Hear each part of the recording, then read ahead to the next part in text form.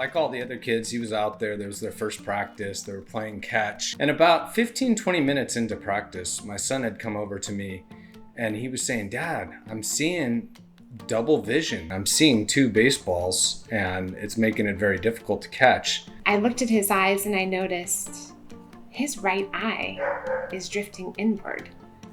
The CT scan confirmed that he did indeed have a mass. And I think that there was just still that part of us that didn't want to think about it being cancer.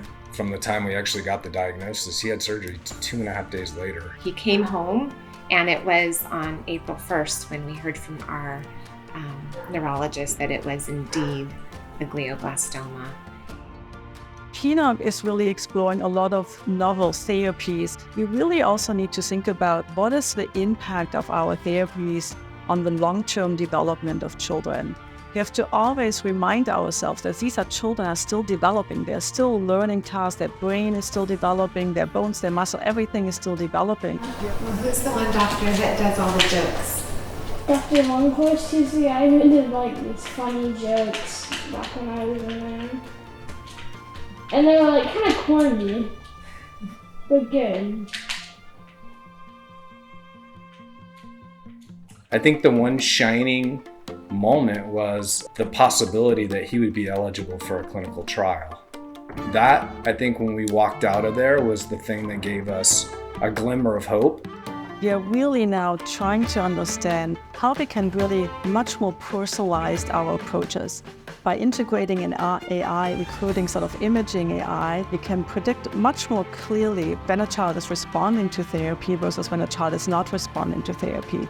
And I think integrating that advanced technology will really help us to tailor our specific innovative trial option to each child individually. For us, the fact that it was personalized gave us a lot of hope too, because this was something that was specific to him and his tumor. So it was a 2-year trial. We were very fortunate to have a great oncology team at UCSF.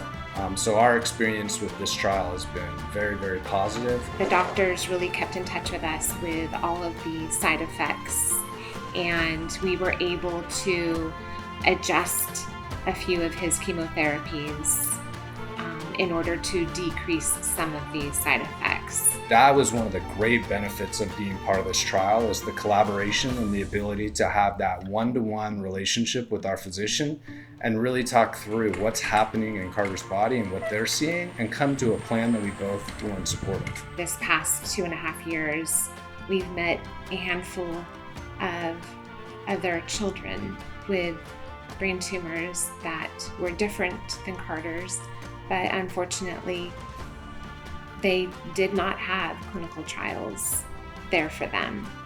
This is a And that's devastating.